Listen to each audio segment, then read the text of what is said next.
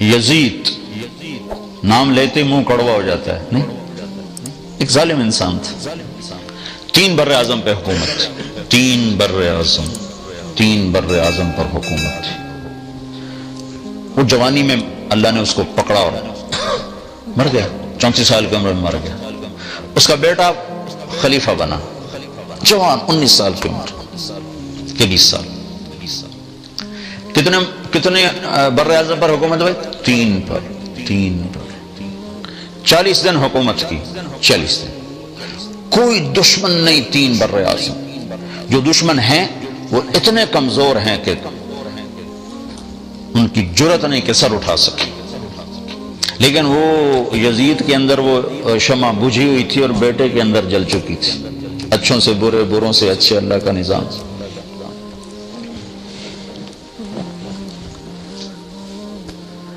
اس نے 40 دن حکومت کی اور پھر سارے سلطنت کو اکٹھا کیا، جو اس کے خاندان کے لوگ، اور ایک عجب بات کہنے لگا، لوگوں، جس تخت کے نیچے حسین کا خون ہو، جس تخت کے نیچے آل الرسول کا خون ہو، میں اس تخت پہ لعنت بھیجتا ہوں۔ یہ ہے تمہاری حکومت، جس کو چاہے دے دو، مجھے نہیں چاہیے۔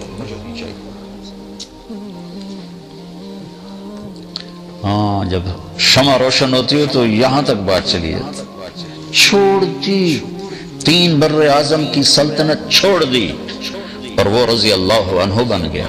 میں اس کا نام لیتا ہوں تو میرا منہ میٹھا ہو رہا ہے۔ اس کا نام تھا معاویہ بن یزید، اور یزید کا نام لیتے میرا منہ کڑوا ہو جاتا ہے۔ میں اس کا نام لیتا ہوں میرا منہ شکر سے بھر جاتا ہے کہ شمع روشن ہو تو اسے راستہ نظر آئے، اوہ یہ راستہ ہے، یہ تو وہ راستہ جو غلط ہے، آگے تو جہنم کی آگ ہے۔ حضرت موسیٰ علیہ السلام کا فرمانا، یا اللہ اگر تو کافر کو اتنی سلطنت دے کہ پوری دنیا مل جائے، اور اتنی عمر دے کہ قیامت تک زندہ رہے اور پھر مر کے جہنم میں چلا جائے، تو اس نے کچھ نہیں دیکھا۔ اور یا اللہ مسلمان کے ساتھ تو یہ حال کر کے اس کے ہاتھ بھی کٹے ہوں، پاؤں بھی کٹے ہوں، اور ناک زمین پہ لگا ہو، نہ کوئی روٹی پوچھنے والا نہ کوئی پانی پوچھنے والا ہو، اور قیامت تک ایسے تڑپ کے مر کر جنت میں چلا جائے، اس نے کوئی دکھ نہیں دیکھا۔ اور حضرت ابوبکر کا ارشاد ہے، لا خیر فی خیر بعدہ النار ولا شر فی شر بعدہ الجنہ۔ وہ خیر نہیں جس کے بعد آگ ہے، اور وہ مصیبت نہیں جس کے بعد جنت ہے۔ 3 بر اعظم کو ٹھکرانا آسان کام، 3 کراؤن نہیں کوئی چھوڑتا۔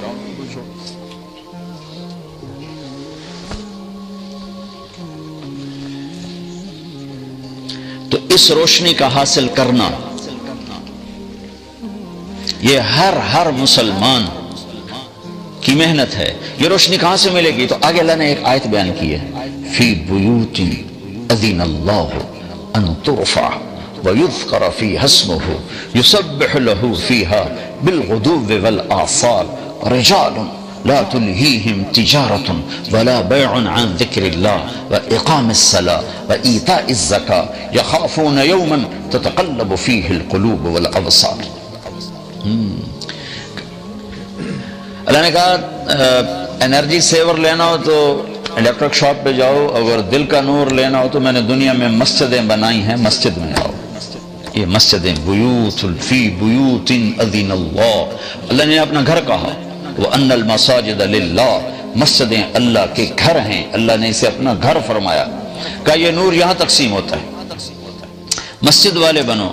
دنیا میں واحد تبلیغ کی محنت ہے جس کا مرکز مسجد ہے، اور کوئی جتنی دین کی تحریکیں بھی ہیں ان کے مراکز، ان کے دفاتر مسجد سے باہر ہیں۔ تبلیغ ایک واحد کام ہے جس کا مرکز بھی مسجد ہے، دفتر بھی مسجد، سب کچھ مسجد ہے۔ تو اللہ تعالیٰ نے اس آیت میں اشارہ کیا ہے کہ یہ نور مسجدوں سے ملتا ہے، لہذا مسجد میں آنا پڑے گا اور مسجدوں میں بیٹھنا پڑے گا۔ اللہ تعالیٰ کے نبی نے، اللہ نے جب سب سے پہلے دنیا کو بنانے کا ارادہ کیا تو پہلے مسجد بنائی۔ ان اول بیت وضع للناس للذی ببکۃ مبارکا وہدی للعالمین فیہ آیات بینات مقام ابراہیم من دخلہ کان آمنا۔ اللہ تعالیٰ نے فرمایا جب میں نے دنیا آباد کرنے کا ارادہ کیا تو پہلے مسجد بنائی۔ ہمارے نبی پاک صلی اللہ علیہ وسلم جب ہجرت کے لیے مجبور ہو کے اس دعوت کی محنت میں ایک وقت ایسا آتا ہے کہ قوم ہی مخالف ہو جاتی. میں ایک جگہ بیان کرنے جا رہا تھا، میرا کزن میرے ساتھ بیٹھا تھا، میں اس کو ساتھ لے گیا تو آگے مجمع تھا بہت زیادہ. پاکستان میں تو ماشاءاللہ بڑے بڑے مجمع اکٹھے ہوتے. تو واپسی پر میں نے بڑی حسرت سے کہا، میں کہ دیکھو یار، پرائے کتنے شوق سے سنتے ہیں اور اپنوں کا حال یہ ہے کہ آ کے حال بھی نہیں پوچھتے. تو ان سے کہنے لگا بھائی یہ تمہارے سچے ہونے کی علامت ہے کہ اللہ کے نبی کی قوم بھی ساری زندگی ان کی دشمنی رہی. یہ تمہارے سچے ہونے کی علامت ہے کہ اپنے نہیں سنتے، یہ سچے ہونے کی علامت. تو اللہ کے نبی مکہ میں تھے تو بیت اللہ میں آتے تھے، نمازیں پڑھتے تھے. نفل تھی، فرض نماز تو تھی نہیں.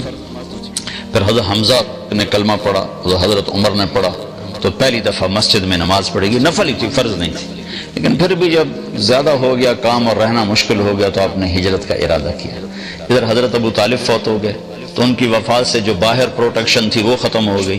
ادھر حضرت خدیجہ فوت ہو گئی ایک ہی مہینے میں 10 دن کے اندر. پہلے چچا پھر بیگم. تو باہر کا آسرا بھی ختم ہو گیا، اندر کا آسرا بھی ختم ہو گیا. تو باہر چچا سینہ سپر تھے، اندر حضرت خدیجہ زخموں پہ مرہم رکھتی تھی. تو جب آپ دونوں طرف سے تنہا ہو گئے تو پھر قریش نے تنگ کرنا، پہلے ہاتھ نہیں اٹھاتے تھے، پھر قریش نے مارنا شروع کیا، پیٹنا شروع کیا. تو اس پر ہمارے نبی فرماتے ہیں ما اسرا ما وجدنا فقدک یا اے میرے چچا، تیرے جانے کی کمی بڑی جلدی محسوس ہونے لگی. پہلے کوئی ہاتھ نہیں اٹھاتا، پھر مار پیٹ، پتھر، روڑے، اور گردن میں چادر ڈال کے عقبہ نے جو مروڑنا شروع کیا، آنکھیں باہر نکل بے بسی کے ساتھ. اور سجدے میں تھے تو اوپر آ کر اونٹوں کی اوجڑی پھینک دیا، آپ کو اٹھنا مشکل ہو گیا. یہ سارے کام چچا کی وفات کے بعد ہیں. چچا کی زندگی میں کوئی ایسا نہیں کرتا تھا. ویسے منہ سے تنگ کرتے تھے، ہاتھ کوئی نہیں اٹھاتا. جب یہ دونوں آسرے ختم ہو گئے تو پھر آپ نے کہا چلو میں طائف چلا جاؤں، شاید وہاں پناہ مل جائے. وہاں تشریف لے گئے تو انہوں نے وہ حال کیا کہ انسانی تاریخ میں فرشتے 2 دفعہ روئے ہیں، آسمان کے فرشتے 2 دفعہ روئے ہیں. ایک 4000 سال پہلے جب 90 سال کا بوڑھا باپ 7-8 سال کے معصوم بچے کے لیے چھری چھپا کے کھڑا ہوا ہے، اور بچہ ملا ہے 82 سال کی عمر میں یا 84 سال کی عمر میں بچہ ملا ہے. اور جب عمر ہو گئی 90-92 سال کی، جب آدمی مرغی بھی نہیں ذبح کر سکتا تو اللہ نے کہا جا اس کو ذبح کر. تو مینا کی وادی، اب تو خیر سارا وہ میدان بن گیا، لیکن مینا کی طرف منہ ہو تو الٹے ہاتھ ایک پہاڑ تھا جو اللہ نے، جو آل سعود نے حجاج کے لیے ہٹا دیا. وہاں دونوں باپ بیٹا کھڑے ہوئے ہیں اور باپ کہتا ہے بیٹا تیرے ذبح ہونے کا حکم ہو چکا ہے، تیری کیا رائے ہے؟ فانظر ماذا ترى. تو بیٹا کہتا ہے کہ ابا اللہ کے حکم کے بعد میری رائے پوچھتے ہو؟ یا تو تیرا حکم ہوتا تو پھر تو مجھ سے رائے لیتے. اللہ کے امر کے بعد مجھ سے رائے لیتے ہو کہ میں کہہ افعل یا ابا تفعل. عجب جملہ ہے، یا ابا تفعل، جلدی کر، دیر کیوں کر رہے ہو، ابھی کرو. تو اس پر حضرت ابراہیم علیہ السلام نے کہا پتہ بھی ہے میں کیا کہہ رہا ہوں؟ کہا ہاں پتہ ہے، ذبح ہوں گا تو کوئی مسئلہ نہیں، آپ کے بدلے میں اللہ ملے گا وہ آپ سے اچھا ہے، دنیا کے بدلے میں جنت ملے گی وہ دنیا سے اچھی ہے. پھر کہنے کہ ہاں البتہ مجھے ماں کا بڑا خیال آ رہا ہے، تو اس کو بڑا صدمہ ہوگا. تو اب اپنا کرتا اتارا اور اپنے باپ کو دیا، کہا کہ یہ کرتا میری نشانی ہے، میری ماں کو دے دینا، جب وہ کبھی اسے میں یاد آؤں گا میرا کرتا دیکھ لیا کرے گی، اور تم اپنے کرتے میں مجھے کفن دے کے ادھر ہی دفن کر دینا، ادھر نہ لے جانا، یہیں دبا دیں، اور آپ میرے ہاتھ پاؤں باندھ دیں کہ کہیں میرا ہاتھ یا پاؤں آپ کو لگے تو آپ کو تکلیف نہ پہنچے. تو ذرا آپ چشم تصور میں سوچنے کی کوشش کرو کہ 60 برس دعا مانگی اللہ بچہ دے، 60 برس کے بعد اللہ نے بچہ دیا. اب اس کے وہ ہاتھ باندھ رہے ہیں جیسے کسائی بکری کے پاؤں باندھتے. پھر ان کو الٹا لٹایا، انہوں نے کہا تھا میرا ماتھا زمین پہ رکھنا کہیں نظریں آپس میں ٹکرا جائے، اور گھٹنا رکھا ان کی پشت پر، اور ان کے سر کے بال پکڑ کے تھوڑا سر اونچا کیا تک کہ نیچے سے چھری پھیر سکوں. تو ایک ہاتھ میں بال تھے، ایک ہاتھ میں چھری دھری، آسمان کو یوں دیکھا، آیا کہ اے میرے رب.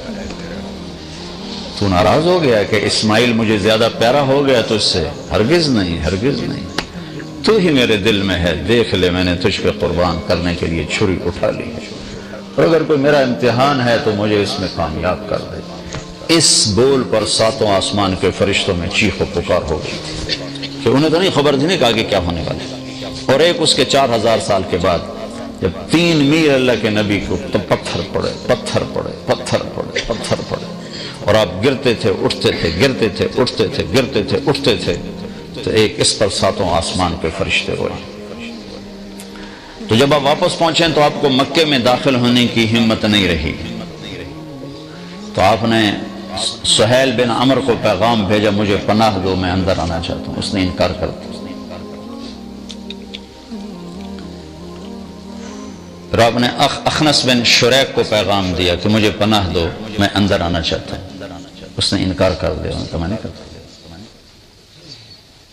پھر آپ نے مطعم بن عدی کو پیغام بھیجا کہ میں اندر آنا چاہتا ہوں، مجھے پناہ دو۔ تو پھر مطعم اپنے بچوں کو لے کر گیا اور آپ کو لایا اور کہا کہ میں نے ان کو پناہ دی ہے، ان پر کوئی ہاتھ نہ اٹھائے۔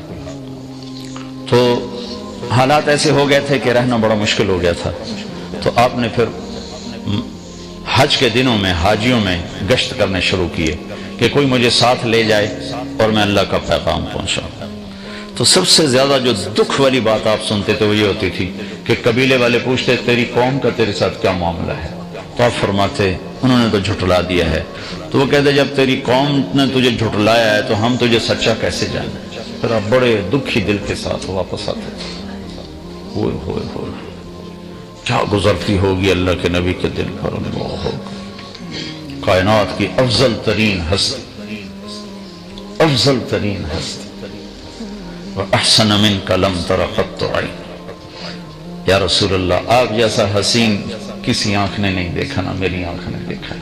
وَأَجْمَلَ مِنْكَ لَمْ تَلِدِ النِّسَاءُ، آپ جیسے عالی نسب والا یا رسول اللہ کسی ماں نے نہیں جانا۔ اتنا فَكَانَ قَابَ قَوْسَيْنِ أَوْ أَدْنَىٰ، اتنے اونچے مقام والے۔ عَسَىٰ أَن يَبْعَثَكَ رَبُّكَ مَقَامًا مَحْمُودًا، اتنے اونچے مقام والے۔ بنو حنیفہ کو دعوت دی، انہوں نے گالیاں نکالی، آپ اونٹنی پہ سوار ہوئے، اونٹنی کھڑی ہوئی تو اس نے پیچھے سے نیزہ مارا ابن بجیرہ نے، تو آپ اونٹنی سے گر کر زمین پر آئے اور یوں گرے، چٹانوں کے اوپر گرے۔ یہ وہ ہے جس کے چہرے کی اللہ نے قسمیں کھائیں، والضحیٰ، جس کی زلفوں کی قسمیں کھائیں، واللیل اذا سجا، جس کی آنکھوں کا ذکر کیا، ما زاغ البصر وما طغى، جس کی زبان کا ذکر کیا، لا تحرک بہ لسانک، جس کے چہرے کا ذکر کیا، فول وجہک شطر المسجد الحرام، جس کی زبان کا ذکر کیا، لا تحرک بہ لسانک، جس کے ہاتھ کا ذکر کیا، لا تجعل یدک مغلولا، جس کی گردن کا ذکر کیا، علی عنقک، جس کے سینے کا ذکر کیا، الم نشرح لک صدرک، جس کے دل کا ذکر کیا، علی قلبک، جس کی کمر کا ذکر کیا، الذی انقض ظہرک، جس کے بول کی قسم کھائی، وقیلہ یا رب ان ہؤلاء قوم لا یؤمنون، جس کی چادر کا ذکر کیا، یا ایھا المزمل، جس کے کمبل کا ذکر کیا، یا ایھا المدثر، جس کی چال کا ذکر کیا، یمشی فی الاسواق، اور جس کے رات کے رونے کا ذکر کیا، فلا تذهب نفسك علیہم حسرات، جس کے رات کے اٹھنے کا ذکر کیا، قم اللیل الا قلیلا، جس کے دن کا ذکر کیا، ان لک فی النہار سبحا طویلا،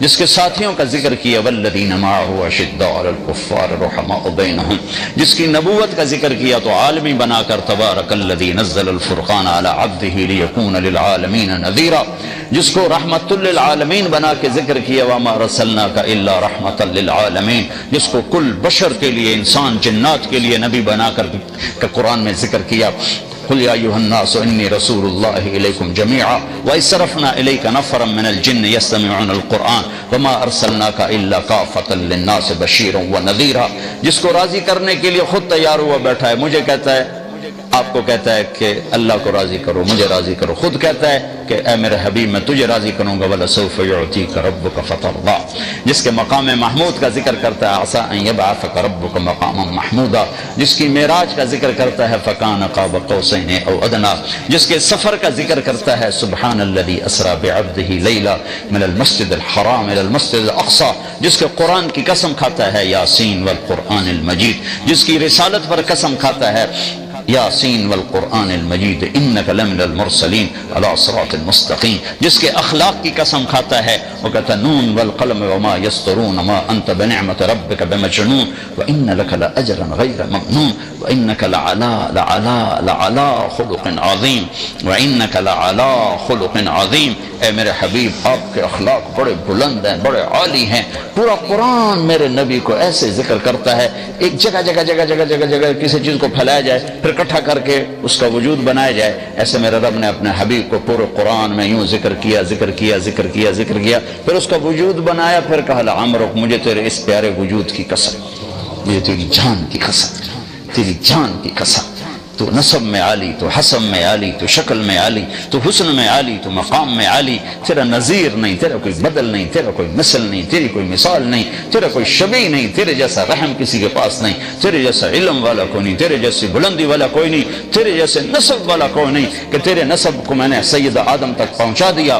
محمد بن عبداللہ بن عبد المطلب بن ہاشم بن عبد مناف بن قصی بن کلاب بن مرہ بن کعب بن لبی بن غالب بن فہر بن مالک بن نضر بن کنانہ بن خزیمہ بن مدرک بن الیاس بن مدر بن نزار بن معد بن عدنان بن اود بن حمیسہ بن سلامان بن عوس بن بوز بن قموال بن ابی بن عوام بن ناشد بن حزا بن بلداس بن یدلاف بن طابخ بن جاحم بن ناحش بن ماخی بن عیفی بن عبقر بن عبید بن الدعاء بن حمدان بن سنبر بن یثربی بن یحزن بن یلحن بن ارعوہ بن عیدی بن زیشان بن عیسر بن اقناد بن ایہام بن مقصر بن ناحف بن زار بن سمی بن مزی بن عوض بن عرام بن قیدار بن اسماعیل بن ابراہیم بن آدر بن ناحور بن سرور بن رعو بن فائش بن عابر بن ارفخشاد بن سام بن نوح بن لامک بن متوشالي بن ادریس بن یرد بن ملہل ایل بن قینان بن آنوش بن شیسر بن آدم علیہ السلام.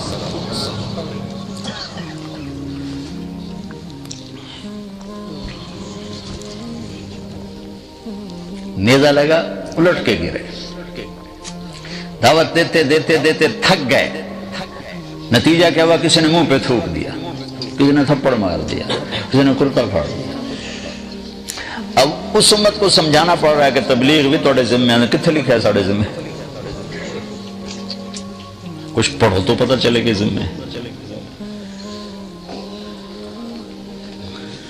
تو آپ تھک گئے تو اللہ کی مدد آئی. نبوت کا یہ 11واں سال تھا. تو آپ تھکے ہوئے رات کو منا میں گشت کر رہے تھے تو آپ کو کچھ نوجوان ملے. آپ نے کہا بھائی کہاں گئے ہو؟ کہا جی ہم یثرب کے ہیں. کہا میری بات سنو گے؟ میں اللہ کا نبی ہوں. کہا اچھا. اب مدینے والے یہودیوں سے سن رہے تھے کہ ایک نبی آنے والا ہے تو ان کے کانوں میں آواز پڑی تھی. کہنے کہا اچھا کیا ہے تیرے پاس؟ تو آپ نے پڑھا وَإِذْ قَالَ إِبْرَاهِيمُ رَبِّ اجْعَلْ هَذَا الْبَلَدَ آمِنًا وَاجْنُبْنِي وَبَنِيَّ أَن نَّعْبُدَ الْأَصْنَامَ رَبِّ إِنَّهُنَّ أَضْلَلْنَ كَثِيرًا مِّنَ النَّاسِ وَمَن تَبِعَنِي فَإِنَّهُ مِنِّي وَمَنْ عَصَانِي فَإِنَّكَ غَفُورٌ رَحِيمٌ سے لے کر سورہ ابراہیم کے آخر تک. تو کہنے لگے ارے یہ انسانی کلام نہیں، یہ تو لگتا ہے وہی نبی ہے جو آنے والا ہے. چلو یہودیوں سے پہلے کلمہ پڑھیں. تو انہوں نے کلمہ پڑھ لیا. یہ کون تھے؟ ابو الحیثم بن تیہان، عبداللہ بن رواحہ، عبادہ بن سامت، اسد بن زرارہ، نعمان بن حارثہ، سعد بن الربیع. ان 6 کے نصیب کھلے کہ انہوں نے کلمہ پڑھا اور آپ اتنا خوش ہوئے کہ جس کی کوئی حد نہیں. وہ کہنے لگے یا رسول اللہ ہم آپ پہ ایمان لائے، ہم اگلے سال آئیں گے. کہ اگلے سال آپ پورا سال آپ نے انتظار کیا. تو اگلے سال 12 آئے، 5 یہ ان میں سے ایک نہیں آئے، 7 اور. پھر آپ نے باقاعدہ بیعت کی. پھر انہوں نے کہا ہم اگلے سال آئیں. پھر اگلے سال 72 آئے، 72.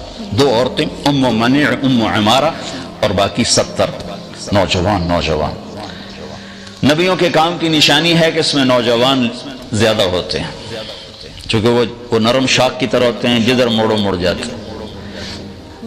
روم کے بادشاہ نے ابو سفیان سے پوچھا تھا اس نبی کے ماننے والے بوڑھے ہیں یا جوان کا؟ یہ بھی نبیوں کی نشانی ہے کہ جوان ہی مانتے ہیں، جلدی مڑ جاتے ہیں.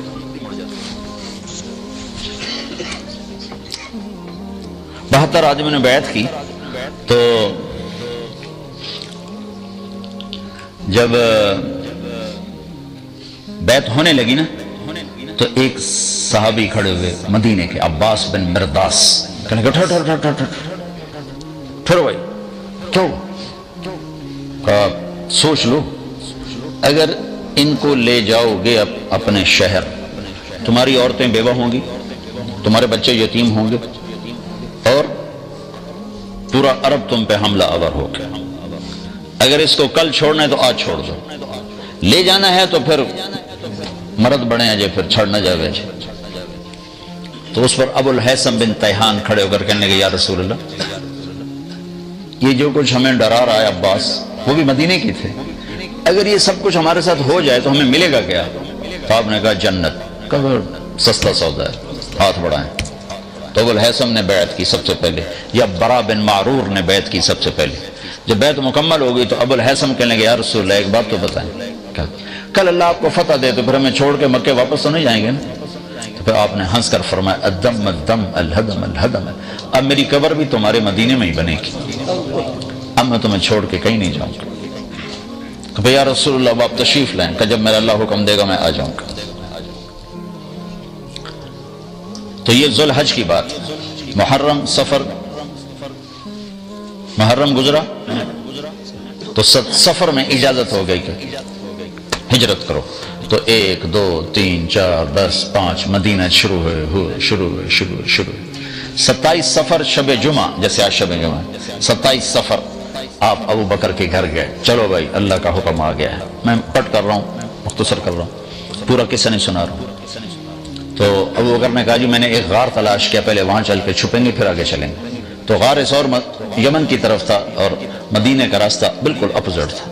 تو یہ حضرات جا کر غار میں پہنچے تو اللہ کے نبی پنجوں پر چل رہے تھے، پورا قدم نہیں رکھ رہے تھے۔ اس زمانے میں کھوجی ہوتے تھے جو پاؤں کا نشان دے کے پہنچ جاتے تھے، تو آپ ایسے چلتے رہے پنجوں پر، تو پنجوں پہ پریشر پڑتے ساری انگلیاں زخمی ہو گئی۔ جب پہاڑ پہ چڑھنے کا وقت ہے تو اب چڑھ نہیں سکے۔ ابو بکر ویسے دبلے پتلے تھے، لیکن آپ نے اللہ کے نبی کو کمر پہ بٹھایا اور پورا پہاڑ جا کے اوپر چڑھ، پھر آپ کو باہر بٹھایا، خود اندر گئے، سارا غار صاف کیا، پتھروں سے سوراخ بند کیے، پھر سوراخ باقی تھے اپنی پگڑی کو اتار کے پھاڑ کے سوراخ بند کیے، پھر سوراخ باقی تھے تو کرتا اتار کے پھاڑ کے سوراخ بند کیے، پھر ایک سوراخ باقی رہ گیا جس میں سانپ تھا، اس کے اوپر اپنے ایڑی رکھ دی کہ یا رسول اللہ اندر آئے۔ جب آپ اندر آئے تو اندھیرے میں آپ کو پتہ نہیں چلا، تھوڑی سی روشنی ہوئی تو آپ نے دیکھا ابو بکر یہ کرتا یہ پگڑی کدھر گئے؟ کہ یا رسول اللہ یہ سوراخ تو مجھے ڈر لگا کوئی چیز نقصان نہ پہنچائے۔ تو ایک دم آپ کی آنکھوں میں آنسو آ گئے اور آپ نے کہا یا اللہ میں ابو بکر سے راضی ہوں، تو بھی اس سے راضی ہو جا اور اسے جنت میں میرا ساتھی بنا دے۔ تو اس کے ساتھ ہی جبریل آ گئے کہ اللہ تعالیٰ فرما رہے ہیں کہ یا رسول اللہ آپ کے ساتھی سے راضی ہو گئے اور جنت میں ساتھ دے دیا۔ 27 کی رات، 28 کی رات، 29 کی رات، 3 راتیں 2 دن، 28 29 آپ رہے۔ یکم کو آپ وہاں سے نکلے اور 8 ربیع الاول کو آپ مدینہ کی بستی قباء میں پہنچے۔ تو روزانہ مدینہ والے آتے تھے اور آپ کا انتظار کر کے چلے جاتے تھے۔ تو 8 تاریخ کو مدینہ اور قباء کے درمیان ایک قبیلہ ہے جس کو بنو قینقاع کہتے ہیں، وہ آباد تھا۔ تو اس کا ایک یہودی اپنے گھر کی چھت پہ چڑھا تو اس نے دور سے غبار دیکھا۔ اب ان کا علم دیکھو اور گمراہی دیکھو، صرف دور سے غبار دیکھ کر اس نے نعرہ لگایا یثرب والو تمہارا نبی آ گیا۔ خود کلمہ نہیں پڑھا، علم اتنا تھا کہ صرف غبار دیکھے گا وہی ہے۔ لوگ بھاگے۔ اتنے میں اللہ کے نبی پہنچ چکے تھے اور ابوبکر ان کو ایک چٹان کے نیچے بٹھا چکے تھے اور خود کھڑے تھے، اور ابوبکر کی داڑھی تھی کالی سفید اور اللہ کے نبی کی داڑھی تھی سیاہ کالی۔ دنیا سے جاتے وقت آپ کی داڑھی اور سر میں 14 سفید بال تھے ٹوٹل۔ تو لوگوں نے سمجھا کہ یہ جو جوان ہے نا یہ ابوبکر ہے، اور یہ جو چٹے والوں والا یہ اللہ کا نبی۔ تو سب نے ادھر مسافر شروع کر دی۔ ابوبکر نے نہیں بتایا، یہ حکمت مجھ سے پوچھو جب میرے اوپر حال کرتے ہیں مسافر کرنے والے، کتنی باری میری جیب کٹ کے لے گئے۔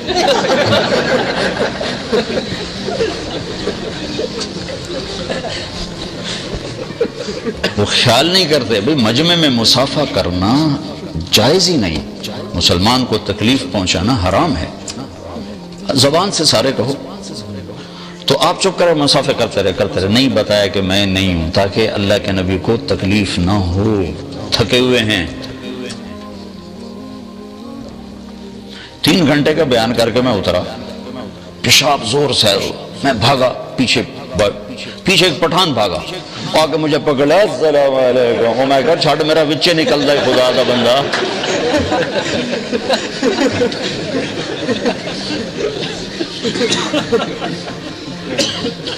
جب سارے مسافر ہو گئے، جوش خرو ختم ہو گیا، تو اللہ کے نبی پر دھوپ آ گئی، چٹان کا سایہ ختم ہو گیا، تو ابوبکر نے لپک کے آپ کے اوپر چادر کی، تو اس سے سب کو پتہ چلا وہ ہو تو سارے مسافر غلط ہو گئے، نبی تو یہ ہیں، یہ نہیں ہیں۔ یہ میں ساری تمہیداً آپ کو تھوڑی سی تاریخ سنائی ہے، یہ تاریخ نہیں ہے، یہ دین ہے، یہ میرے نبی کی زندگی ہے، یہ دین ہے۔ آپ نے قباء میں سب سے پہلے مسجد بنائی، مسجد بنائی۔ 2 ہفتے ٹھہرنے کا کوئی جواز نہیں تھا، 2 ہفتے کیوں ٹھہرے؟ مسجد مکمل کی۔ جب مسجد مکمل ہو گئی پھر آپ مدینے چلے، اور یہ 22 ربیع الاول تھی، 500 نوجوان شاہ سوار نیزوں تلواروں کے ساتھ انہوں نے اونٹنی کو گھیرے میں لے لیا، اور اب چلے مسجد کی مدینے کی طرف۔ راستے میں بنو سالم کا محلہ آیا، وہاں جمعے کی نماز کا وقت ہوا، تو آپ نے پہلی جمعے کی نماز وہاں پڑھی۔ اس نماز میں عبداللہ بن سلام یہودی عالم آئے اور آپ کا خطبہ سن کے کلمہ پڑھ گئے، افشوا السلام واطعموا الطعام وصلوا الارحام وصلوا باللیل والناس نیام تدخلوا الجنت بالسلام۔ الفاظ سے کہ جادو، کہنے لگے ایسا خوبصورت کلام نبی ہی کہہ سکتا اور کوئی نہیں کہہ سکتا۔ مضمون کیا ہے؟ سلام پھیلاؤ، کھانے کھلاؤ، رشتہ داروں سے اچھا سلوک کرو چاہے وہ برا ہی کریں، یہ مت کہو جڑا سلام کرے گا کریں گے، جڑا نہیں کرے گا نہیں کریں گے، یہ مت کہو۔ اور اس وقت نماز پڑھو جب لوگ سوئے ہوئے ہوں تو سیدھے جنت میں چلے جاؤ۔ جمعہ پڑھا پھر ہم مدینے کو چلے، تو اب سامنے ایک چھوٹا سا وہ گھاٹی تھی، اس گھاٹی کو پار کر کے نیچے مدینہ آتا تھا، تو گھاٹی کے اوپر چڑھے تو پہلے اونٹنی کا چہرہ نظر آیا، پیچھے اللہ کے نبی کا چہرہ نظر آیا، تو مدینے کے جتنے بچے بچیاں تھے وہ مدینے سے باہر آ کر آپ کو دیکھنے کے لیے جمع تھے، اور جو مدینے کی عورتیں تھیں وہ ساری چھتوں پر تھیں اور مرد آپ کے ساتھ تھے، عورتیں چھتوں پر، مرد ساتھ، اور بچے سامنے گراؤنڈ میں۔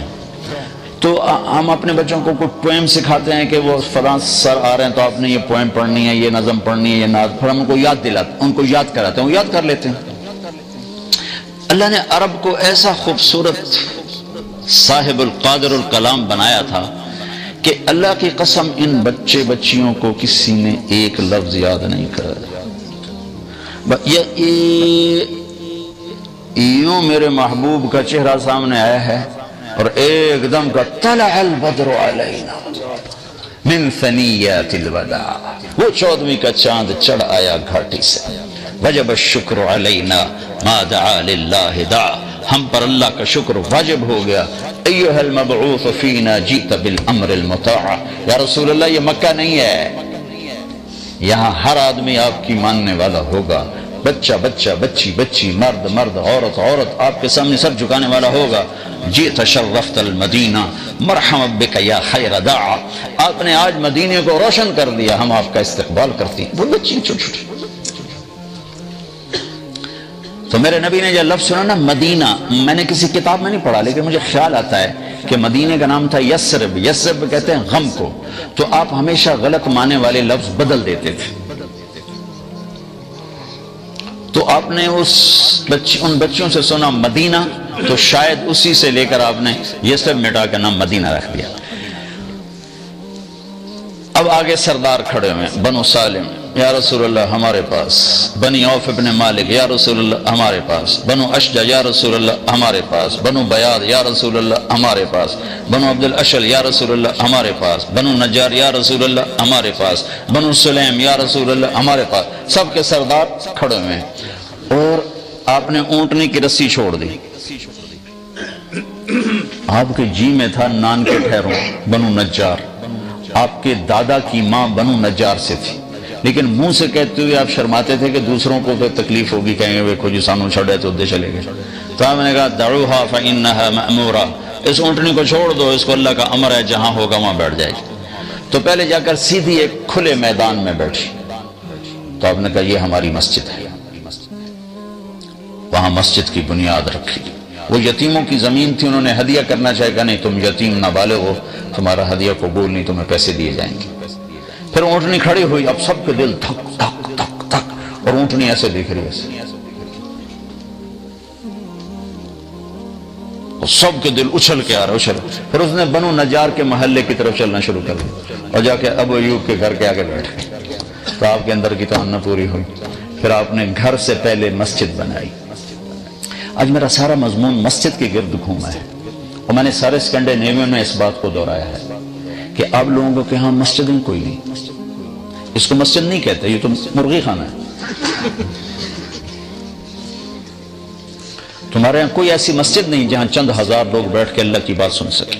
میرے نبی نے سب سے پہلے مسجد بنائی، پھر اپنے گھر بنایا، اور مسجد بڑی بنائی آپ نے، بڑی بنائی ہے۔ 9 سال مسجد میں چراغ نہیں تھا تو کیا جلاتے تھے؟ اندھیرا۔ تو یہ جو کھجور ہوتی ہے نا، یہاں تو کھجور ہوتی نہیں، کھجور کی ایک یوں ٹیڑھی ٹہنی ہوتی ہے جس کے اوپر کھجوریں لگتی ہیں، ایسے کرتے ہیں، وہ کاٹ کے لاتے تو اس میں ریشے ہوتے ہیں، اس کو جلاتے تھے تو تھوڑا تھوڑا جلتی رہتی تھی، وہ بجھتی رہتی تھی، جلتی رہتی، اس سے روشنی ہوتی تھی، تو کوئی ایسی روشنی ہوتی تھی جو خوبصورت نظر آئے۔ ایک صحابی یہاں تمیم داری، یہ ملک شام گئے تھے تو انہوں نے وہاں دیکھی لالٹین، یہ لیمپ جو میں نے بتایا، تو وہاں سے لیمپ لے کر آئے تو انہوں نے آ کر مسجد میں جلا دیا۔ مغرب کی نماز میں اللہ کے نبی آئے تو آپ نے کہا، یہ میری مسجد کو کس نے روشن کیا ہے؟ اگر آج میری بیٹی ہوتی میں اس کے نکاح میں دے دیتا۔ تو نوفل بن حارث آپ کے تایا کے بیٹے کہنے لگے، یا رسول اللہ میری بیٹی بھی تو آپ کی، میں نکاح میں دیتا ہوں۔ مسجد میں چراغ جلانے پر اہل بیت سے رشتہ ہو گیا۔ تو بھائیو، ایک تو آپ کو ضرورت ہے کہ مجھے ضرورت ہے کہ میرے اندر یہ ایمان کی شمع روشن ہو، اس کے لیے مسجد ہے۔ دوسرا، آپ کی نسلوں کو ضرورت ہے۔ اب آپ لوگ پاکستان کے نہیں ہو، ناروے کے ہو، انڈیا کے نہیں ہو، بنگلہ دیش کے نہیں ہو، افغانستان کے نہیں ہو، صومال کے نہیں ہو، ناروے کے ہو۔ تمہارے آئی تھی آج سے 50 سال پہلے نسل کے، جی 2-4 سال لگائیں گے پھر پیسے بنا کے پاکستان واپس چلے جائیں گے، نہیں، واپس کو نہیں آ سکتا۔ لہذا یہاں اپنے اندر نور ایمان پیدا کرنے کے لیے اور ان نسلوں کو یہ نورانی سامان مہیا کرنے کے لیے مسجدیں بناؤ۔ پاکستان سے لوگ آتے ہیں، تم سے چندے لے کے چلے جاتے ہیں، لاکھوں کراؤن لے کے، ہم تو جا کر اپنے کوٹھیاں بنا لیں، 90-95% جا کر ان پیسوں کو غلط استعمال کرتے ہیں۔ کبھی کوئی پیر صاحب آ جاتے ہیں، کبھی کوئی شیخ صاحب آ جاتے ہیں، کوئی مولانا صاحب آ جاتے ہیں، وہ اپنے پیسے کھڑے کر کے تمہیں جنت کا سرٹیفکیٹ دے کے جاتے ہیں اور آگے جا کر جو مرضی کریں۔ میں جب گورنمنٹ کالج پڑھتا تھا تو ہمارا دوست ہی تھا ہمارے ساتھ، وہ ایک گدی نشین تھا کا بیٹا تھا، فراڈیا نمبر 1۔ ہمارے پیسے ختم ہوتے تو ہم اپنے باپ کو لکھتے کہ ابا جی پیسے کر لو، اس کے پیسے ختم ہوتے تو کم وقت مریدوں کا چکر لگا گیا تو اور پیسے اکٹھے کر کے پی سی ہوٹل بیٹھے پتہ نہیں کی کر دے ہوں ایسے۔ تو یہاں فنڈنگ کرو اور اللہ کے لیے مسجدیں بناؤ، پھر تم پاکستانی لڑنا بھی شروع کر دو، میں صدر بننا ہے، میں سیکٹری بننا ہے۔ وہ جراثیم یہاں لے کر آئے ہو لڑائی جھگڑے والے۔ فن لینڈ گیا، ان سے کہا، سویڈن گیا، ان سے کہا، ڈینمارک گیا، ان سے کہا، تمہارے پاس آیا ہوں۔ اب تمہارا وہ جو بیان تھا ہال والا، میرا جی چاہ رہا تھا یہ سب کی ٹھکائی کروں جنہوں نے یہاں میرا بیان کروایا۔ گھوں گھوں گھوں ہو رہی ہے، نہ کو مجھے پتا چل رہا ہے کہ میں کیا کہہ رہا ہوں، نہ سننے والوں کو پتا چل رہا ہے کہ مولوی صاحب کیا کہہ رہے ہیں۔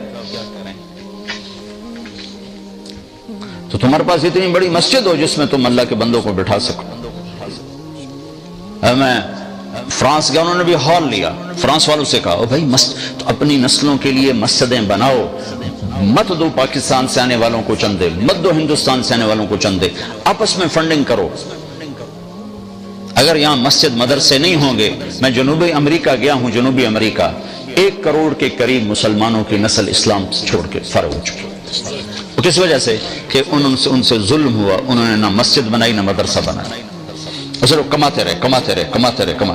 اتنا پیسہ ہے وہاں ان کے پاس کہ پورا پورا ملک خرید لیں، ایک مسجد نہ بنا سکے، نسلیں اسلام سے پیدل ہو۔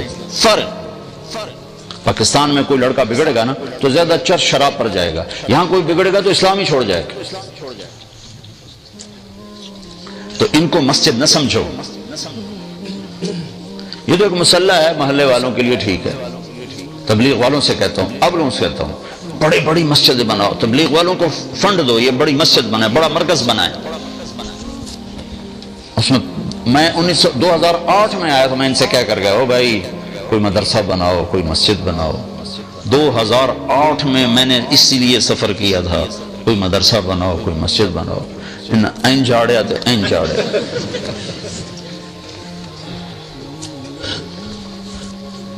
اگر یہ کام آپ کر کے نہ گئے تو آپ کی اگلی نسلیں حوالے ہو جائیں گی اوروں کی۔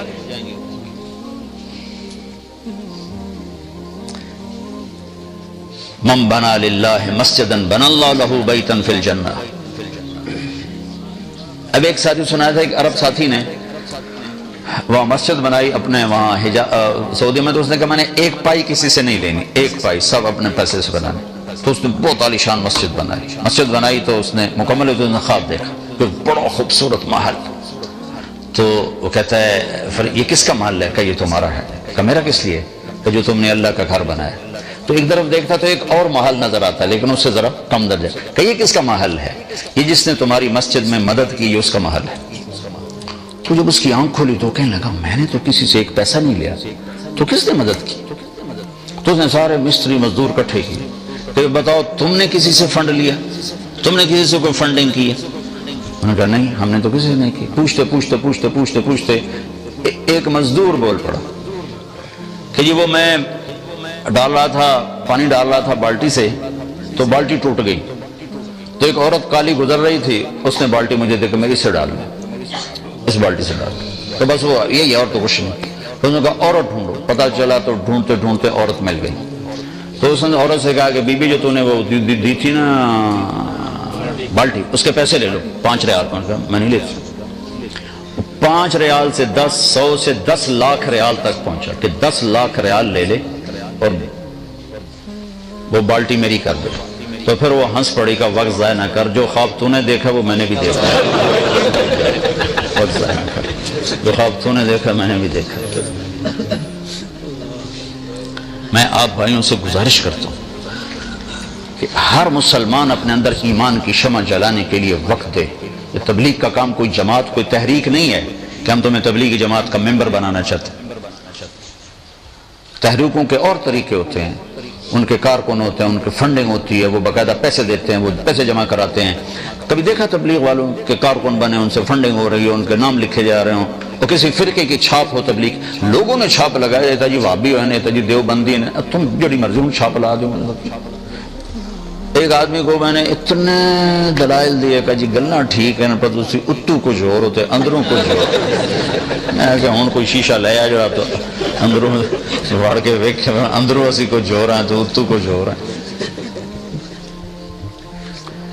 اللہ کے نبی نے مال تقسیم کیا، مال غنیمت۔ ایک منافق نے کھڑے ہو کر کہا یہ تقسیم غلط ہے، تو اللہ کے نبی کا چہرہ پیلا پڑ گیا کہ اگر میں غلط ہوں تو ٹھیک کون ہے؟ تو خالد بن ولید نے کہا یا رسول اللہ اجازت ہے میں اس کی گردن اڑا دوں؟ کہا نہ، اس نے فجر کی نماز میرے پیچھے پڑھی۔ تو وہ کہنے لگے تو اس کو نماز پڑھنے کا فائدہ ہے، یہ تو منافق ہے۔ تو آپ نے کہا تو نے دل کھول کے دیکھ لیا کہ منافق ہے؟ حالانکہ کھلم کھلا منافق۔ تو تبلیغ پر کسی فرقے کی چھاپ نہیں، کسی مسلک کی چھاپ، یہ اسلام کی محنت، اس کے لیے وقت لگاؤ، اس کے لیے بار بار یہی اپنے، میں 4 مہینے چلے کے صرف ارادے کرواتا ہوں، لیکن میں یہ کہتا ہوں کہ ہر آپ جتنے آئے بیٹھو ماشاءاللہ اکثر نوجوان ہو، اوپر بھی بیٹھے ہوں گے، تو ایک ویکنڈ مہینے میں فارغ کرنا شروع کرو، اور ایک نماز نہ چھوڑو، اور ایک ان بچوں کے لیے سکول بھی سوچو کہ ہم اپنے سکول بنائیں جس میں ہمارے بچے اپنے ماحول میں دنیاوی تعلیم حاصل کریں، اور ایک ہم ان کے لیے بڑی بڑی مسجدیں بنائیں۔ عربوں نے ماشاءاللہ وہاں میں نے دیکھا ماشاءاللہ کوپن ہیگن میں کہ عربوں کی بہت بڑی مسجد تھی، اس میں انہوں نے میرا بیان کروایا، 4-5 ہزار کا مجمع ہے، لیکن اللہ کے فضل سے مجمع اتنا آیا کہ باہر سڑکوں پر بھی کھڑا ہو گیا، مستورات بھی، مرد بھی۔ وہ پہلے جو وہ ایمان صاحب تھے وہ کوئی توجہ نہیں دے رہے، جو مجمع دے کے وہ پریشان ہو گئے کہ بھئی یہ کیا ہو گیا، یہ کیا چکر پڑ گئے۔ پھر انہوں نے ہمیں بتایا کہ ترکوں نے اس سے بھی بڑی مسجد بنا دی ہے کوپن ہیگن میں۔ تو پاکستانی جتھے ویکھے ٹوکرے دے ہٹ بیٹھے جی زڑی مسجد مرغی خانے نو مسجد بنائے بیٹھے، اور کوپن ہیگن والوں نے تو تم سے بھی 4 قدم آگے کی ہو، ہیٹ تہ خانے دے وچ تہ خانہ جی ہمارا مرکز، میں کہا فٹم ہوں اس مرکز سے، اس کو مرکز کہتے ہو، مرکز کے لفظ کو تم نے ذلیل کر دیا۔ وہ سخی بنو، پاکستان میں پلاٹ خریدتے پھر رہے ہیں، پاکستان میں اسلام آباد پلاٹ بن جاوے، پنڈی بن جاوے، جڑا جتھوں دا کھانیاں بن جاوے، لاہور بن جاوے، گجرات بن جاوے، منڈی بن جاوے، وہ تمہارے بچوں نے وہاں نہیں رہنا، یہ ادھر ہی رہیں گے اور وہاں قبضے ہو جائیں گے۔ کوئی اور لے جائے گا. ان بچوں کو یہیں رکھنا ہے. ان کے لیے مسجدوں کا سوچو، ان کے لیے اسکول سوچو، پھر مسجدوں میں قرآن کی تعلیم سوچو کہ ایسے علماء لاؤ، یا اپنے بچے عالم تیار کرو، اپنے بچے علماء جو یہاں کی زبان سمجھے. تم پاکستان سے کسی کو لاؤ گے، وہ کسی کے اندر بریلوی کے جراثیم ہوں گے، کسی کے اندر دیوبندی کے جراثیم ہوں گے، وہ تمہیں لڑا بڑا کے تماشا دیکھتا رہے گا. جتنے رہو خوش رہو.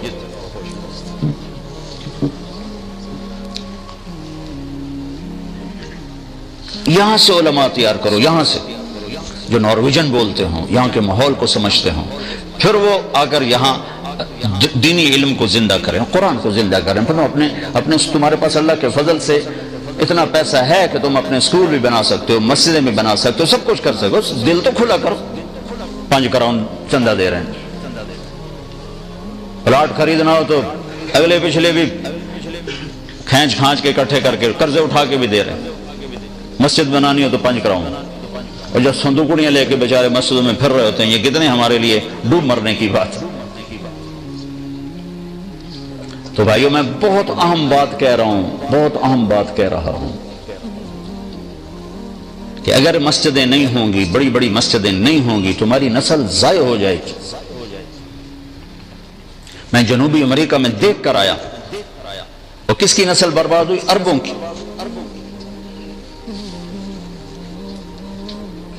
انگلینڈ والوں نے ہمت کی تو عوام مدرسے بھی ہیں، اسکول بھی ہیں، اور ان کے بچے دنیاوی لحاظ سے بڑے اعلیٰ پوسٹوں پر بھی ہیں، دین بھی پورا ہے. انہوں نے محنت کی.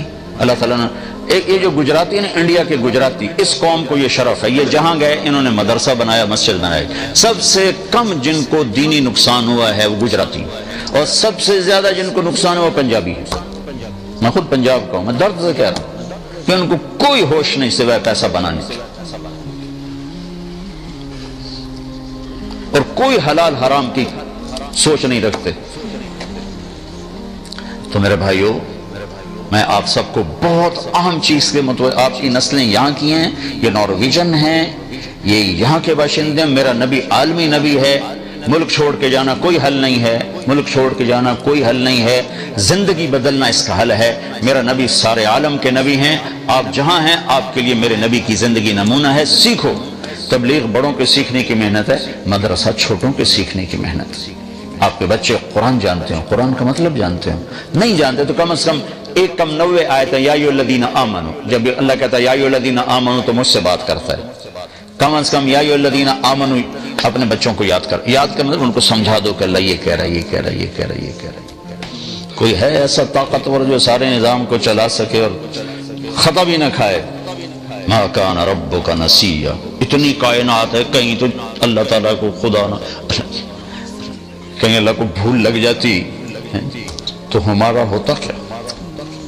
اوہو میرے بندو معاف کرنا، مجھے یاد نہیں رہا. تو وہ کتیا کے اندر سے مور نکل آیا، اور تم نے گندم بیجی تھی، مجھے یاد نہیں رہا، میں نے سارے کانٹے اگا دیا.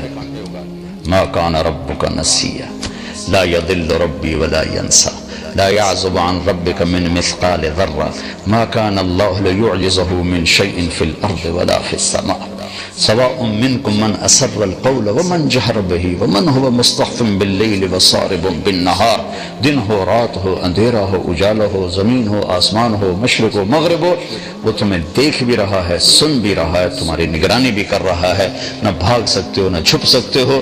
انہا ان تک مثقال حبۃ من خردل فتکن فی صخرۃ او فی السماوات او فی الارض یأتی بها اللہ ان اللہ لطیف خبیر. جاؤ، ایک ذرے کے برابر منہ کالا کرو، یا ایک ذرے کے برابر مجھے راضی کرو. پھر چھپ کے کرو، کہاں؟ زمین کے اندر، آسمانوں میں اڑ کے، خلاؤں میں چھپ کے، اور غاروں میں چھپ کے کرو تو تیرا رب قیامت کا دن یوں کرے گا، اقرا کتابک کفی بنفسک اليوم علیک حسیبا. یہ تیرا رائی کے دانے کے اچھائی والا عمل اور برائی والا تیرے سامنے. علماء کہتے ہیں ان اخوف آیت فی القرآن، ان اخوف آیت فی القرآن، قرآن کی سب سے زیادہ ہیبت ناک اور سب سے زیادہ ڈرانے والی آیت، قرآن کی سب سے زیادہ ڈرانے والی آیت فمن يعمل مثقال ذرة خيرا يره ومن يعمل مثقال ذرة شرا يره. ایک رائی کے برابر اچھائی کرو گے تو صلہ دیکھو گے، برائی کرو گے تو سزا دیکھو گے. پھر جسے چاہے معاف کر دے، وہ الگ اس کا دستور ہے، قانون اس نے بتا دیا ہے. بھائیو، دنیا میں بھی اصل اندھیرا ہے، روشنی اللہ لاتا ہے، روشنی اللہ لاتا ہے. اس لیے 97% اندھیرا ہے، روشنی ہے ہی کوئی. 3% روشن ہے کائنات میں، صرف 3%. جہاں اللہ نے روشنی کا انتظام کیا.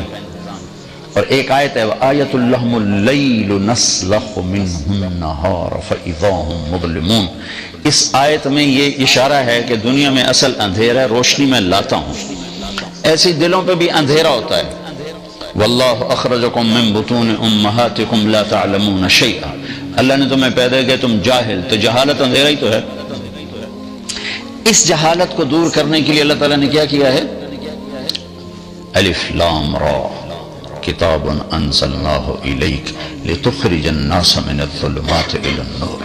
اللہ نے اپنے حبیب کو چنا، پہلے اسے نورانی بنایا، پہلے خود اسے نورانی بنایا اور اسے نور اور روشن کیا اور کہا قد جاءکم من اللہ نور و کتاب مبین. تمہارے پاس ایک روشنی بھیج رہا ہوں، ایک نور بھیج رہا ہوں، جدھر سے گزرے گا ویسے ہی روشنی پھیل جائے گی. پھر اس کے ساتھ جو کتاب اتاری اس کو بھی نور فرمایا.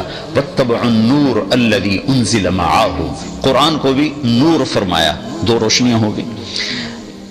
دنیا کے اندھیروں کو دور کرنے کے لیے دو روشنیاں ہیں، ایک چاند کی روشنی ہے اور ایک سورج کی روشنی ہے. ان دو روشنیوں سے اندھیرے دور ہوتے ہیں. تو دل کے اندھیروں کو دور کرنے کے لیے دو روشنیاں ہیں، دو نور ہیں، ایک نبوت کا نور ہے اور ایک قرآن کا نور ہے. الف لام را کتاب انزلناہ الیک لتخرج الناس من الظلمات الی النور. ہم نے اس کتاب کو اتارا ہے کہ اے میرے حبیب، آپ کا نور، کتاب کا نور مل کر اوسلو والوں کو اندھیرے سے نکال کے روشنی میں لے آئیں. کہ جب تک یہ روشنی میں نہیں آئیں گے ان کو نظر نہیں آئے گا، صرف کراؤن ہی نظر آئے گا. بس ناروے کی نیشنلٹی مل جائے، بس کراؤن آ جائے، چاہے دھوکہ دینا پڑے، فراڈ کرنا پڑے، حرام کرنا پڑے، حرام بیچنا پڑے، جو کرنا پڑے، ہمارے پاس پیسہ آنا چاہیے. اور چونکہ ہمارے نبی عالمی ہیں تو سارا عالم، اور موسیٰ علیہ السلام صرف قوم کے لیے تو ان کا بھی یہی کام کہا وَلَقَدْ أَرْسَلْنَا مُوسَىٰ بِآيَاتِنَا. چونکہ موسیٰ علیہ السلام قوم کے نبی ہیں، ہمارے نبی عالم کے نبی ہیں. ان سے کہا لِتُخْرِجَ النَّاسِ، سارے عالم کے انسان اندھیروں سے نکالو، روشن ملاؤ. اور موسیٰ علیہ السلام قوم کے نبی ہیں تو ان سے فرمایا وَلَقَدْ أَرْسَلْنَا مُوسَىٰ بِآيَاتِنَا أَنْ أَخْرِجْ قَوْمَكَ مِنَ الظُّلُمَاتِ إِلَى النُّورِ. کہ اے موسیٰ، آپ کو بھی میں اپنی نشانی تورات دے رہا ہوں، آپ اپنی قوم کو اندھیروں سے نکال کر روشنیوں میں لائیں. تو بھائیو، یہ جو دل کی روشنی ہے، یہ جب تک پیدا نہ ہو انسان نہ اللہ کے سامنے جھک سکتا نہ اللہ کے رسول کے سامنے. اس لیے ہم جو یہ نظریہ پیش کر رہے ہیں کہ ہر انسان فردن فردن اس نور کو حاصل کرنے کی محنت کرے اور ہر مسلمان دوسرے کو اس کے لیے تیار کرے. چونکہ حکومت قانون تو بنا سکتی ہے، نور نہیں دے سکتی، اور نور نہ ملے تو دین پہ نہیں چل سکتی. میرے والد صاحب نماز کی شدت فرماتے تھے. کالج دور میں نے خود بے وضو نمازیں پڑھی باپ کی وجہ سے. تو میرا باپ مجھے نماز تو پڑھا سکتا ہے، وضو تو نہیں کروا سکتا. کتنا کو پیرا دے گا میرے اوپر. سینٹر ماڈل سکول میں نے میٹرک کیا تو ہمارے ایک وارڈن آ گئے، بڑے نیک، اللہ ان کی بخشش کرے، طالب حسین مرحوم. تو وہ نمازی تھے، اس سے پہلے جو تھے وہ نمازی نہیں تھے. تو انہوں نے نماز کمپلسری کر دی، حاضری لگنی شروع ہو گئی. تو میرا روم میٹ، میں عشاء کی نماز، رمضان کا مہینہ، میں بالکل آخری صف میں کھڑا تھا. صرف ہم دکھاتے تھے طالب صاحب کو کہ ہم حاضر ہیں، منہ اٹھا اٹھا کیسے دکھاتے تھے جیسی حاضر. تو میرا ایک مر گیا مرحوم، اللہ اس کی بخشش کرے، مرید کے کہتا، زمینداروں کا بیٹا تھا، میرا روم میٹ تھا. تو وہ آ کے میرے ساتھ شامل ہوا اور اس نے 4 رکعت نماز فرض کی نیت باندھی. 4 رکعت نماز فرض عشاء واسطے طالب حسین دے. اللہ اکبر.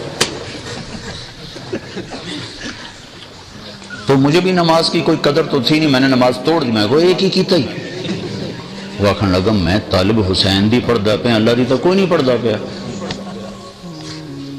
تو طاقت سے جو اسلام آئے گا وہ ایسا آئے گا، اور وہ اس کو اسلام سے الٹا نکال دے گا۔ جب اندر میں روشنی شمع جل جائے گی پھر راستے خود نظر آئیں گے، پھر کوئی روکنا بھی چاہے گا تو روک نہ سکے گا۔ آپ کے سامنے اوسلو کا بورڈ نظر آ رہا ہو تو کوئی کہے نہیں نہیں یہ نہیں ادھر نہیں جانا، آپ روکو گے؟ آپ نہیں روک سکتے۔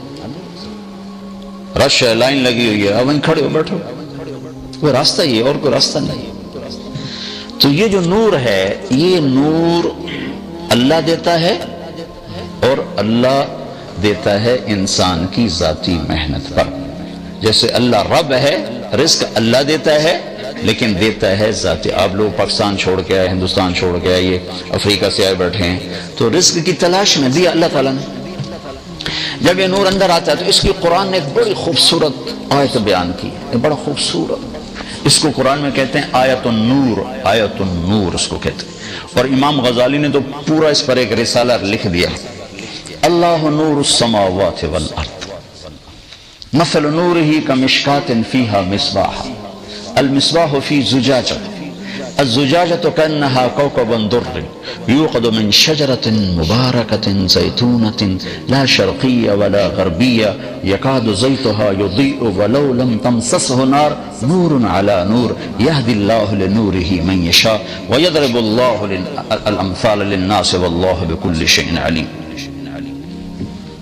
جو میں پہلے آپ کو کوئی 15-20 منٹ میں نے جو بات کی ہوئی اس آیت سے میں نے بات کی، اس آیت سے۔ ابھی نماز پڑھتے پڑھتے آیت یہ میرے ذہن میں اچانک آئی کہ اللہ تعالیٰ نے ایک خوبصورت مثال دی ہے۔ اللہ تعالیٰ فرماتا ہے میرا نور جس دل میں اترتا ہے مثل نورہ کمشکات فیہا مصباح، تو اللہ تعالیٰ یوں ارشاد فرماتے ہیں کہ میرے نور کی جو اندر میں آتا ہے اس میں تمہیں خوبصورت مثال دیتا ہوں۔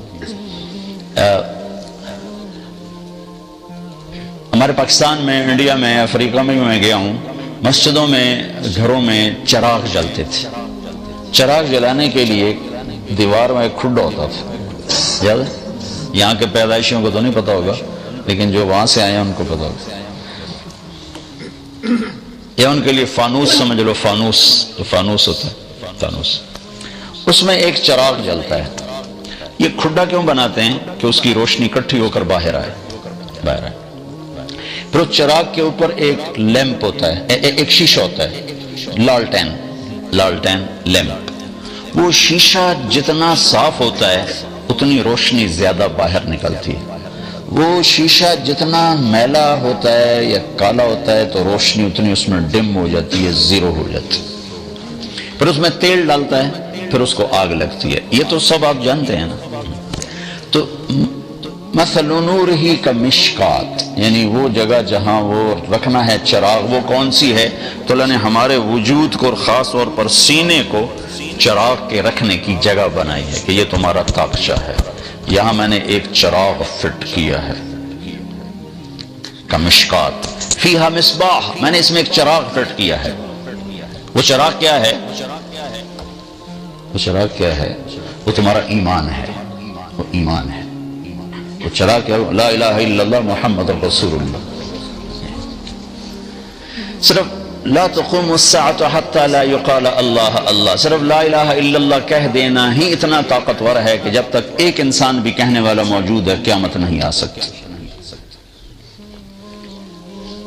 یہ چراغ ہے، روشنی ہے۔ اور صرف لا الہ الا اللہ محمد رسول اللہ، لا الہ الا اللہ، نہ اس پر کوئی، نہ اس کی معرفت کا پتہ ہے، نہ اس کی گہرائیوں کا پتہ ہے۔ ایک چھوٹے سے پرزے پہ لا الہ الا اللہ لکھ کر ادھر ایک رکھ لو، یہاں چھوٹی سی پرچی بنا کے اس پر لا الہ الا اللہ لکھو اور اس کو یہاں رکھ لو۔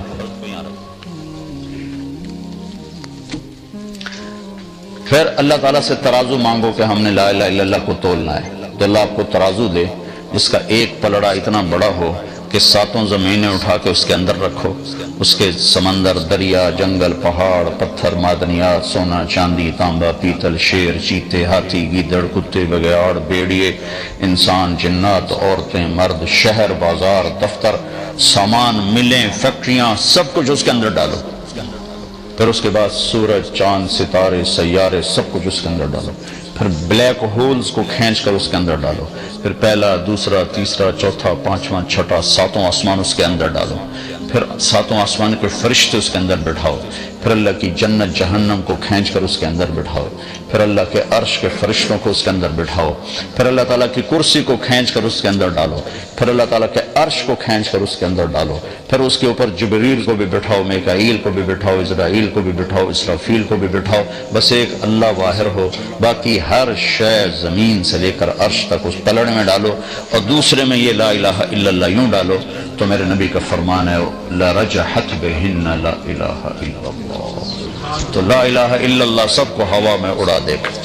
وَالَّذِي نَفْسِي بِيَدِهِ لَوْ جِئَ بِالسَّمَاوَاتِ السَّبْعِ وَالْأَرْضِينَ السَّبْعِ وَمَا فِيهِنَّ وَمَا بَيْنَهُنَّ وَمَا تَحْتَهُنَّ فَوَضِعْنَ فِي كِفَّةِ الْمِيزَانِ وَلَا إِلَهَ إِلَّا اللَّهُ فِي الْكِفَّةِ لَرَجَحَتْ بِهِنَّ لَا إِلَهَ إِلَّا اللَّهُ، لا الہ الا اللہ ہوا میں اڑا دے گا کل کائنات کا۔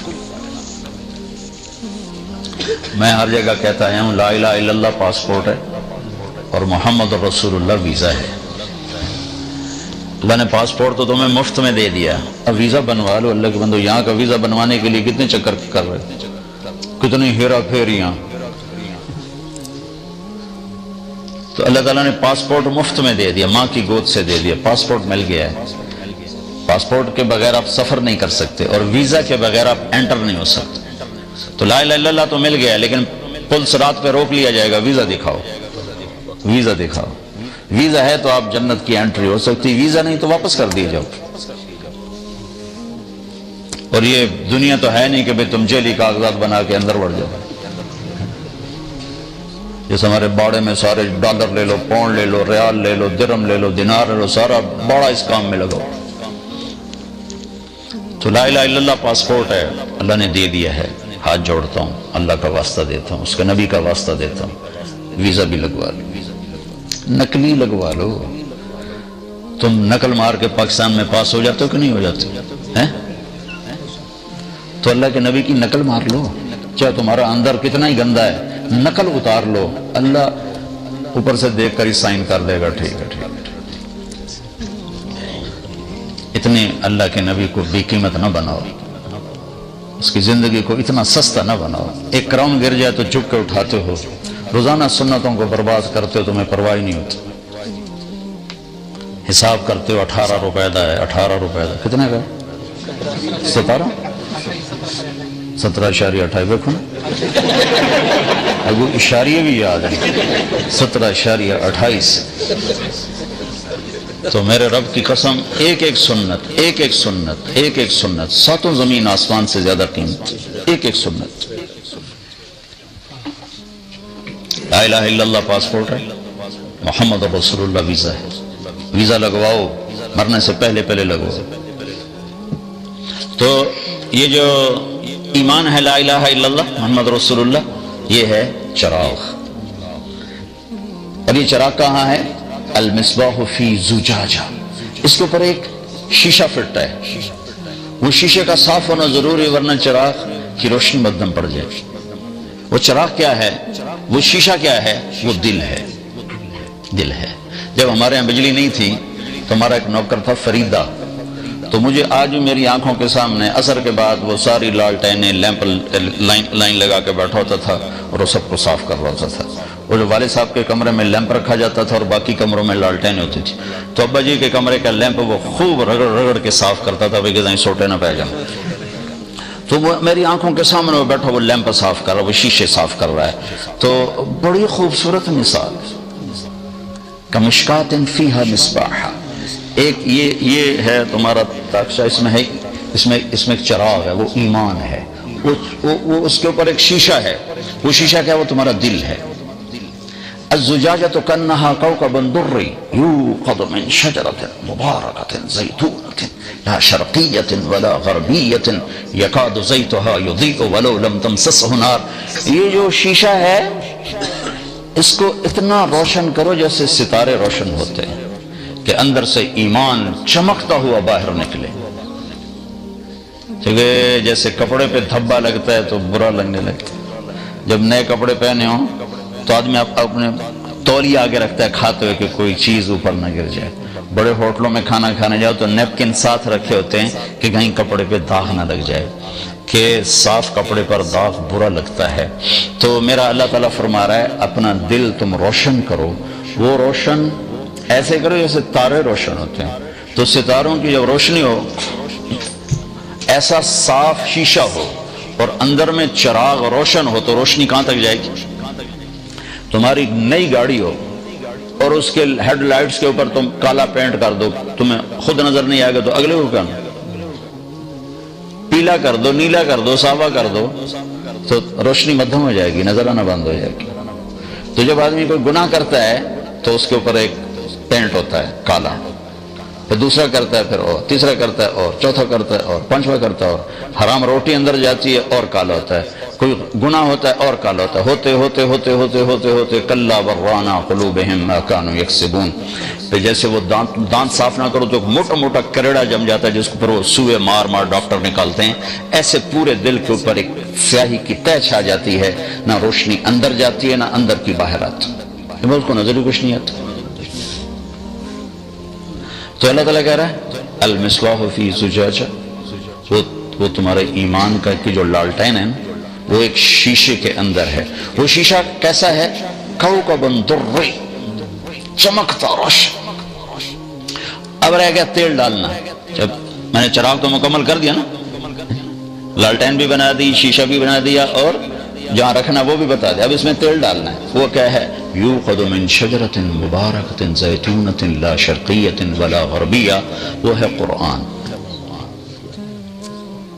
جس کو اللہ نے زیتون کے تیل سے تشبیہ دی ہے کہ دنیا کی مفید ترین چیز ہے انسانی جسم کے لیے زیتون. اللہ نے 2 قسمیں کھائیں غذاؤں کی، والتین والزیتون. مجھے قسم ہے انجیر کی اور مجھے قسم ہے زیتون کی. یہ 2 قسمیں کھا کر مسلمانوں کو کھانے کا طریقہ بتایا ہے کہ مسلمان اندھا ہو کے نہیں کھاتا، صرف زبان کے چسکے کے لیے نہیں کھاتا. اگر یہ ہوتا تو اللہ تعالیٰ قسم کھاتا، مجھے پکوڑے کی قسم، مجھے سموسے کی قسم، مجھے حلوے پوڑی کی قسم، مجھے سری پائے کی قسم. میں گجراں والی ہے، سری پائے کھا کے تو لسی پین دے، بالکل عقل دے اتے میڑا مار دیں دے.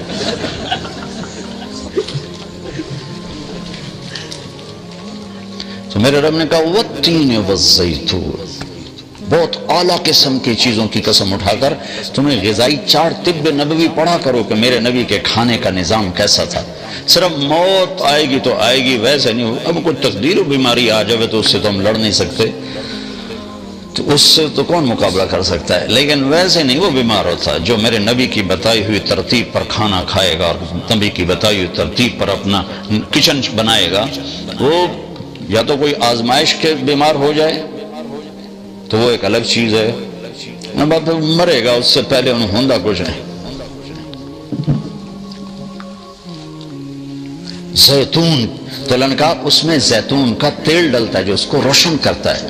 وہ تیل اتنا روشن ہے کہ اس کو آگ نہ دکھاؤ پھر بھی وہ چمک رہا ہے، چمک رہا ہے، چمک رہا ہے. تو جب اس کو آگ دکھاتے ہو تو نور علی نور، پھر اس کی روشنی پر روشنی، روشنی پر روشنی. تو قرآن سے کوئی نفع نہ اٹھاؤ تو خود نور ہے.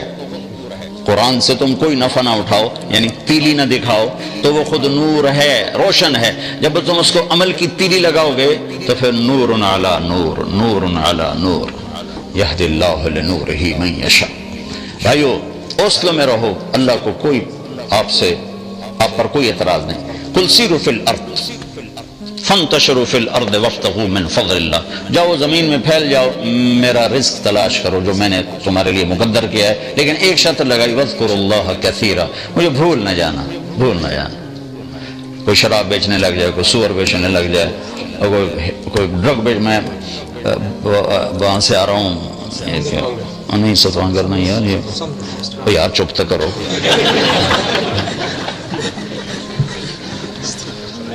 کوپن ہیگن سے آ رہا ہوں، تو وہاں انہوں نے بتایا کہ ڈرگز کا جتنا کاروبار ہے مسلمانوں کے بچے کر، کوئی گورا یہ کام نہیں. عربی، پاکستانی، افغانی، یہ 3 ہے جو وہاں یہ کام کر رہے ہیں.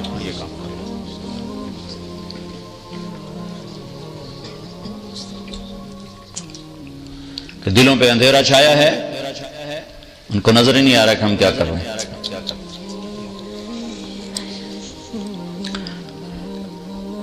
تو میں ساری بات پھر دہراتا ہوں، روشنیاں ہوں گی تو راستے ملیں گی، روشنی نہیں ہوگی تو راستہ نہیں ملے گی۔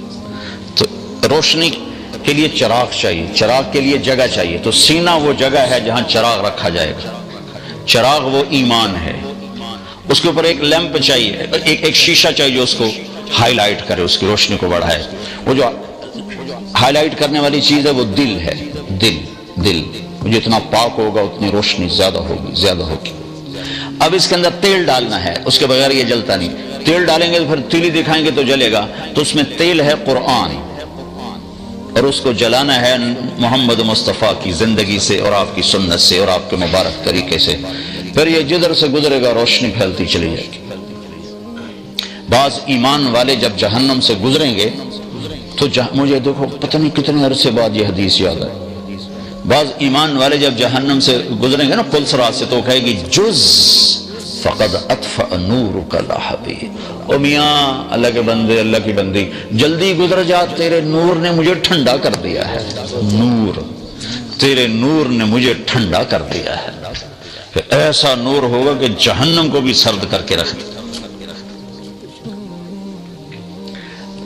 نبیوں کی محنت ہے جہاں سے جو یہ نور پیدا کرنے کی کوشش کرتے ہیں، یہ انبیاء 1.25 لاکھ نبیوں نے یہ محنت کی، اور ہمارے نبی پاک صلی اللہ علیہ وسلم کی ختم نبوت کی طفیل یہ محنت ہمیں ملی، اور ہمیں کہا گیا ھذا بلاغ للناس، یہ پیغام ہے جو لوگوں کو پہنچانا ہے۔ اب اللہ نے اس آیت کے بعد آگے ایک آیت بیان کی ہے جس میں اشارہ کیا کہ یہ نور ملے گا کہاں۔ تمہیں بلب لینا ہو تو بازار جاؤ، انرجی سیور لینا ہو تو الیکٹرک شاپ پہ جاؤ، لائٹر لینا ہو جاؤ شاپ پہ جاؤ۔ تو یہ جو نور ہے جس سے میں اندر سے بھی روشن اور باہر سے بھی روشن، اور مجھے جنت کا راستہ نظر آئے، جہنم کا راستہ نظر آئے، جہنم سے بچوں، جنت کے راستے پر چلوں، جب یہ نظر آ جاتا تو آدمی کہاں تک چلا جاتا۔ ہم لوگ ایک کرام نہیں چھوڑتے، نماز چھوڑ دیتے ہیں، ہیرا پھیری، جھوٹ، چوری، ڈاکہ، ابھی تو بتا رہا ہوں کہ سارا ڈرگز کا کاروبار مسلمانوں کے بچے کرتے۔ تو یہ آپ سب کی ذمہ داری ہے، اگر آج آپ بیدار ہو گئے 8 سے 5 سالوں میں تو آپ نہیں بیدار ہوئے، اگر آئندہ بھی نہیں ہوں گے تو اگلی نسلوں کو آپ خود آگ میں جھونک کے چلے جائیں گے۔ جتنے فنڈنگ کرنی ہے یہاں کے لیے کرو، جتنا چندہ دینا ہے یہاں کے لیے۔ پاکستان سے آنے والوں کو سامنے ہاتھ جوڑ دو تو پاکستان 18 کروڑ مسلمانوں نہ کل جا کے مانگ لو سنو اتنے کوئی شاہ بنا اپنی بچیوں کے لیے سوچو، اپنے بچوں کے لیے سوچو، تاکہ یہ اچھے انسان بنے، اچھے مسلمان بنے۔ یہاں کی عورتوں سے پیپر بنانے کے لیے شادی مت کرو، اتنا بڑا دھوکہ مت دو۔ کتنے اچھے لوگ ہیں جو تمہیں پاسپورٹ دیتے ہیں، ہر شہر کے کفیل بن جاتے، تمہیں رہنے کا پرمٹ دیتے ہیں، ہر شہر کے کفیل بن جاؤ، تم انہی کو دھوکہ دو۔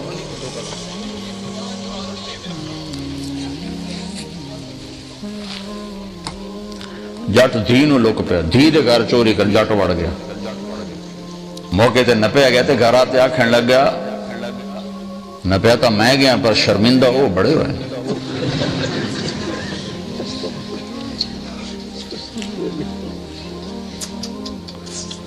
تو جو تمہیں گھر دے رہے ہیں تم انہی کے گھر میں ڈاکے ڈالو۔ میں کینیڈا گیا، ایک فیملی کہنے لگی جی ہماری بچی کا نکاح پڑھا دیں۔ میں نے بچے کو دیکھا، میں کوئی عالم الغیب نہیں، پر ویسے کبھی خیال آ جاتا، میں کہا یہ کاغذات کے لیے کر رہا ہے، کہا نہیں بہت اچھا بچہ ہے، آپ نے بہت دیکھا، بہت ٹھیک۔ میرے کیا میں تو نکاح ہی پڑھا، 4-5 سال میں الو کا پٹھا کمبخت حرامی وہ لے گیا، کاغذ ملتے ہی وہ بھاگ گیا، ہماری بچی کو چھوڑ کے چلا گیا۔ ہر ملک میں یہ ہمارے مسلمان یہ ظلم کر رہے ہیں۔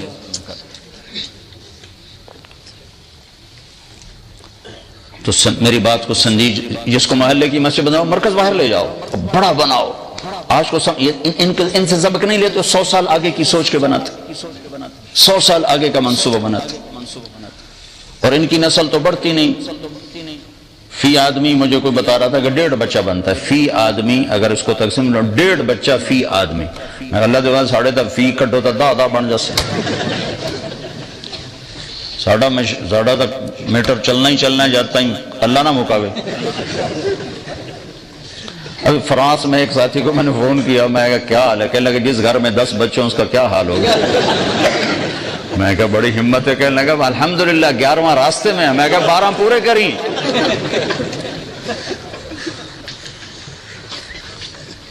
تو ہماری تو نسل بڑھتی ہے، تو اس نسل کے لیے ابھی سے سوچو۔ اگر آپ اس کو سنجیدگی سے نہیں سوچیں گے تو بہت بڑا نقصان اٹھائیں، بہت بڑا نقصان اٹھائیں۔ تو میری بات دل کو لگی کہ نہیں لگی بھائی؟ کرو گے نا اس کے لیے؟ آئندہ اگر اللہ مجھے لے گیا تو نہ میں نے کسی حال میں بیان کرنا ہے اور نہ مرغی خانے بیان کرنا ہے۔